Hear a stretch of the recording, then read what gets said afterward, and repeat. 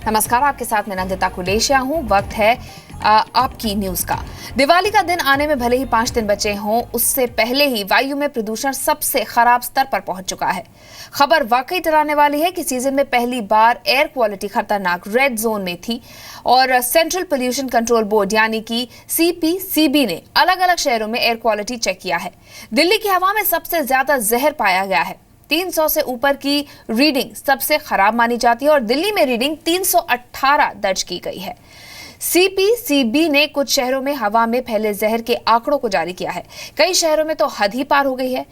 PM10 का सामान्य स्तर जो है वो 100 होता है और PM2.5 का स्तर 100 माइक्रोग्राम पर क्यूबिक मीटर माना जाता है, जबकि दिल्ली में 23 अक्टूबर को 318 माइक्रोग्राम पर क्यूबिक मीटर है।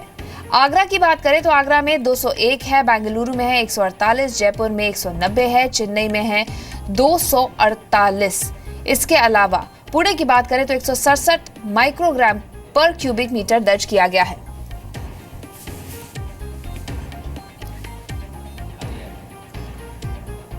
हर साल जब भी दिवाली आती है तो वातावरण दूषित तो हो ही जाता है। दिल्ली जैसा शहर जैसे पहले भी ज़्यादा दूषित है, तो जब पटाखे बजते हैं या लोग चीज़ें जलाते हैं तो वातावरण काफ़ी दूषित हो जाता है। इसमें सस्पेंडेड पार्टिकल्स की मात्रा बढ़ जाती है। जो गैसेस हैं ऑक्साइड्स ऑफ नाइट्रोजन या सल्फ़र डाइऑक्साइड और इस तरह की सारी गैसेस, इनकी मात्रा ज़्यादा हो जाती है। तो अभी तो सर्दी के मौसम में महज दस्तक ही दी है मौसम ने, और पहले पंजाब हरियाणा में जलती फसल की फूस और 5 दिन बाद दिवाली पर पटाखे। अंदाजा लगाइए, पहले तो हवा पर और उसके बाद आपकी सेहत पर हवा में घुलने वाले इस जहर का कितना भयानक असर होगा।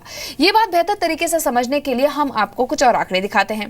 बीते 3 साल की जांच रिपोर्ट कहती है कि साल 2015 में दिवाली के बाद वायु प्रदूषण में सल्फर करीब 23, नाइट्रोजन करीब 29 माइक्रोग्राम प्रति घन मीटर और SPM यानी कि धूल के कण 24 घंटे में 325 माइक्रोग्राम प्रति घन मीटर दर्ज किया गया है। साल 2014 में ही हालात कुछ ऐसे ही रहे हैं। हवा में सल्फर करीब 23, नाइट्रोजन करीब 27 और खतरनाक SPM यानी कि धूल के कण 325 माइक्रोग्राम प्रति घन मीटर रहे हैं। उससे पहले की बात करें साल 2013 की, तो उसकी हालत तो बेहद खराब थी। सल्फर करीब 26, नाइट्रोजन 28 से ज्यादा और वायु में SPM 24 घंटे में 447 माइक्रोग्राम प्रति घन मीटर रहा है। आपको यहाँ ये भी बताना जरूरी है कि वो हवा जो दम निकालने वाली है उसका पैमाना क्या होता है। हवा में सल्फर की मात्रा 10.06 और नाइट्रोजन की मात्रा 15.88, जबकि SPM यानी कि धूल के कण 24 घंटे में 153.04 माइक्रोग्राम प्रति घन मीटर से ज्यादा न हो। ये हमने आपको बताया पैमाना क्या है और क्या रहे हैं पैमाने, वो भी हमने आपको बताया। आम व्यक्ति व रोगी दोनों को काफ़ी असर होता है। जैसे कि आम व्यक्ति को आँखों में पानी आने लगेगा या खांसी ज़्यादा आती है, या अगर उसको कोई वायरल इन्फेक्शन है तो बहुत जल्दी ठीक नहीं होता है। और इसी तरह से अगर उसको किसी व्यक्ति को ऑलरेडी रेस्पिरेटरी इलनेस है, जैसे कि एस्थमा है या क्रॉनिक ब्रोंकाइटिस है, तो उनके एक्यूट अटैक आने का, दौरा आने का डर रहता है। एक रिपोर्ट के मुताबिक पटाखे पर्यावरण को एक रात में ही 3 से 4 गुना तक का नुकसान पहुंचाते हैं। ये हवा में जहर घोलते हैं और वही जहर जो है वो सांसों के जरिए हमारे शरीर में पहुंचता है, जिससे सांस की नली में सूजन आ सकती है, सांस में रुकावट होने लगती है। इसके अलावा कार्बन के कण सांस के जरिए फेफड़े में जाते हैं, जो कि संक्रमण की वजह बनते हैं। इससे सांस लेने में परेशानी होने लगती है और ज्यादा इन्फेक्शन से अस्थमा का अटैक भी आ सकता है। पटाखों के प्रदूषण के चलते उच्च रक्तपात यानी कि हाई ब्लड प्रेशर का खतरा भी बढ़ जाता है, जो कि हार्ट अटैक का एक बड़ा कारण बन सकता है। पटाखों के प्रदूषण के चलते त्वचा व आंखों में भी संक्रमण होता है। पटाखों के कारण हवा में घुलने वाले लेड डाइऑक्साइड और नाइट्रोजन कैरोलाइट और साथ ही हानिकारक तत्व जो हैं वो न सिर्फ जीवित बल्कि कोख में सांस ले रहे बच्चे को भी शारीरिक और मानसिक नुकसान पहुंचाते हैं। सांस की बीमारी के अलावा पटाखों से निकलने वाले तत्व गठिया और हड्डियों के दर्द को भी बढ़ाते हैं। पटाखों में कैंसर के तत्व और हाइड्रोकार्बन होता है, जो कि फेफड़ों को नुकसान पहुंचाता है और बाद में कैंसर का कारण भी बन जाता है।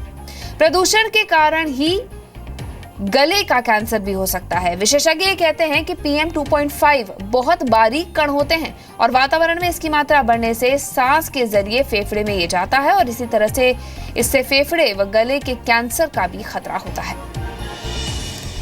फेफड़े की नली है, नॉर्मली इसके जो बीच का ये जो रास्ता है ये बिल्कुल साफ और खुला होना चाहिए। अस्थमा में चाहे वो एलर्जी या इरिटेशन से हो, ये रास्ता थोड़ा सा नैरो यानी कि कम हो जाता है। और अगर ये बार बार हो तो एलर्जी, इन्फेक्शन या इरिटेशन से निजात पाने के लिए हमारा जो फेफड़ा है वो बलगम या म्यूकस बनाता है, और ये अगर बार बार बने या बनी रहे तो ये परमानेंटली ब्लॉक कर सकती है। त्योहार है, आपका हक है आप खुशियों के साथ मन मुताबिक दिवाली भी मनाएं, लेकिन ये जरूर ख्याल रखें कि आपके पटाखों से कहीं आपके और आपके अपनों को नुकसान तो नहीं हो रहा है। ये रिपोर्ट देखिए।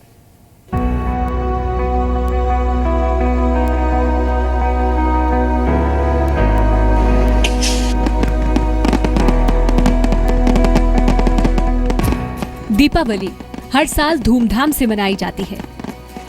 ये त्योहार रोशनी और मुंह मीठा करने और कराने का है और साथ पटाखों के इस्तेमाल का चलन भी है।